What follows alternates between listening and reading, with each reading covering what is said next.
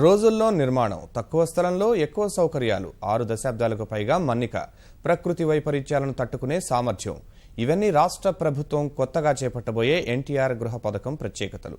అధునాతన సాంకేతిక పరిజ్ఞానంతో నిర్మితమవుతున్న నమూనా గృహాలపై కథనం.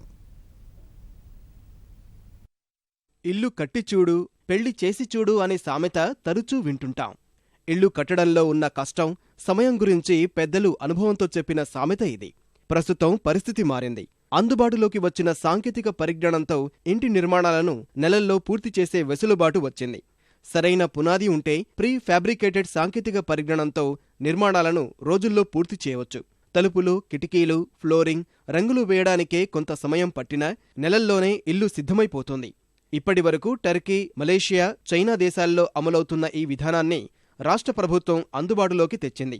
ఈ తరహా పరిజ్ఞానంతో 2 పడకల ఇళ్ల పథకం చేపట్టనుంది. విజయవాడ శివారు కేతనకొండలో నమూనా గృహాలను నిర్మించింది. ఎక్స్పాండెడ్ పాలిస్టర్ ఈపీఎస్ అంటారు.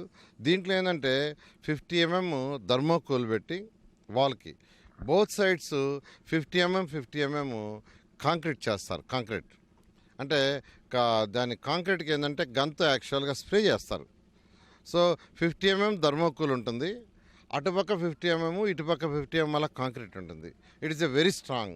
300 చదరపు అడుగుల విస్తీర్ణంలో 2 పడక గదుల ఇంటి నిర్మాణం సవాలుతో కూడుకున్నది. అయినా నిర్మాణ సంస్థలు పోటీపడి గృహాలను నిర్మించాయి. భవనాలు స్థిరంగా ఉండేందుకు వేసిన పిల్లల స్థానంలో ఎక్కువ మందంతో ఉన్న ఇనుప దిమ్మెలు ఉపయోగించారు. తద్వారా క్యూరింగ్కు పట్టే సమయం 3 వారాల నుంచి రోజులకు తగ్గిపోయింది. గోడలకు బదులు కాంక్రీటు అచ్చులు వాడారు. థర్మోకోల్ను కాంక్రీట్ మిక్సర్తో కలిపి గోడల ఫలకాలు తయారు చేశారు. వీటిని ఒకదాని పక్క మరొకటి అమర్చి బోల్టులతో బిగించారు. పైకప్పుల కోసము ఇదే తరహా విధానం అనుసరించారు. అంటే మనం ఏ ఇల్లు కట్టినా 9 అంగుళాలు కడతామండి.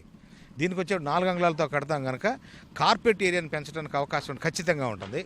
రెండవది, మనకు కట్టేటప్పుడు ప్రజలకి ఎంత తక్కువ టైంలో కడితే కాస్ట్ అంత తక్కువ అవుతుంది. మేము M40 ఇవన్నీ వాడుతున్నాం. లేటెస్ట్ కెమికల్స్ కానీ, 4 స్టాక్ స్ట్రెంత్ పెరిగిపోతుంది ఆటోమేటిక్గా. స్టీల్ కానీ హోలోకోర్లో మేము ఎక్స్పెండెడ్ స్టీల్ వాడుతున్నాం. స్లాబ్లో కూడా ఆ స్లాబ్ కూడా ఏంటంటే హోలోకోరు, అది హీట్ టెంపరేచర్ని కూడా కట్ ఆఫ్ అవుతుంది. మామూలు నిర్మాణాల్లో గోడలు 8 అంగుళాలతో నిర్మిస్తారు. ఈ విధానంలో 4 అంగుళాలతోనే గోడలు వాడారు.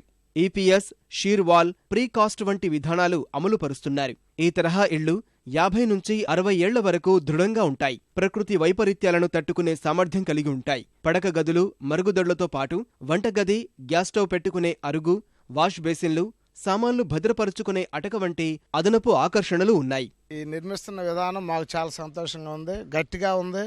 మేము ఇప్పటివరకు కట్టుకున్న ఇళ్ల కంటే కూడా ఇవే గట్టిగా ఉన్నాయని మాకు భావిస్తున్నాం. ఎందుకంటే కనీసం మేము కూడా దిగే పరిస్థితి లేదు. ఒకేసారి attached bathroom, kitchen, double bedroom ఇంతవరకు ఎప్పుడు కూడా లేదు. లైట్ వెయిట్, తొందరగా కట్టేయటం 2-3 మంత్స్లో తొందరగా. అది మూవ్ చేసుకోవాలన్నా సరే కాస్త ఈజీగా మూవ్ చేసేసుకునేటట్టు ఉంది. బయట అయితే ఓపెన్ ఏరియాలో బాగానే ఉంటుందండి. అంటే యూజ్ఫుల్గా ఉంది.